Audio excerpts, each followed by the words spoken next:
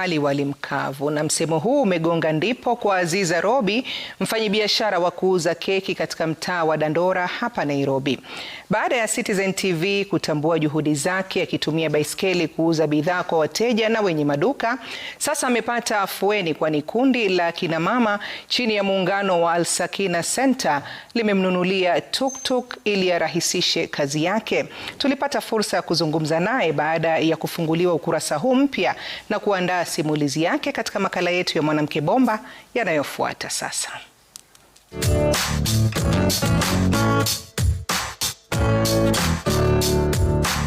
Naitwa Aziza Robi. Nimezaliwa hapa tu Dandora. Nikikuja nimebeba mzigo wangu kwenye pikipiki na park mahali kando, kisha naenda kwa duka nauliza mteja wangu anataka keki gani, na narudi kwa gari kwa tuktuk hapo tu karibu, na beba mzigo ule anataka nampatia. Saizi wateja wamenipenda juu wakiitisha keki na waletea keki zao zote. Si kama pale awali nilikuwa naenda na baiskeli, mzigo haitoshi. Mzigo inakuwa kidogo. Kwa sasa nabeba mzigo kubwa ya kutosha wateja wangu vizuri. Tangu nipate hii tuktuk imenirahisishia kazi. Naendea mzigo haraka, nakuja nauza kwa urahisi na sichoki, na nabeba keki mingi za kutosha wateja wangu. Hata nimepata wateja wengine wapya. Kazi nasema alhamdulillah, kazi si mbaya, kazi ni nzuri, inanipeleka vizuri. Venye nimeweka hii alama ya laana, na kweli bado najifunza. Huwa sisumbuliwi na mtu yeyote, naendesha tu kwa ustaarabu polepole. Pia wa magari hawanisumbui, wanapita tu kando na mimi vizuri.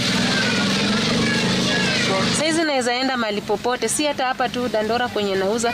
Naweza enda mahali popote, nienda hata huko Kitengela mbali, na nina nia hiyo ya kutafuta soko mbali sana.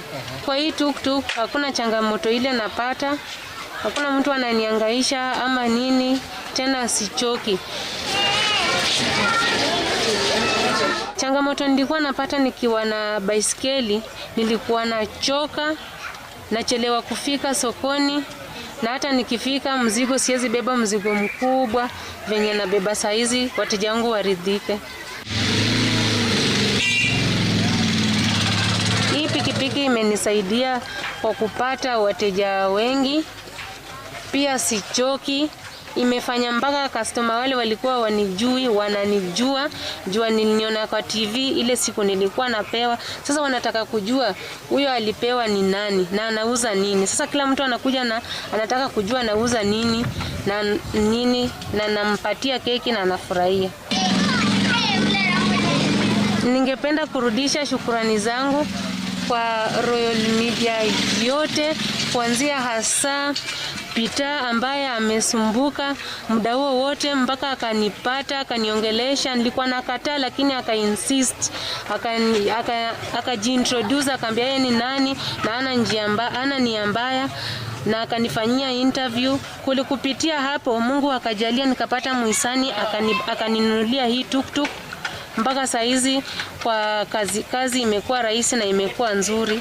Na pia namshukuru Mwanahamisi kwa juhudi ya kipindi chake cha Mwanamke Bomba.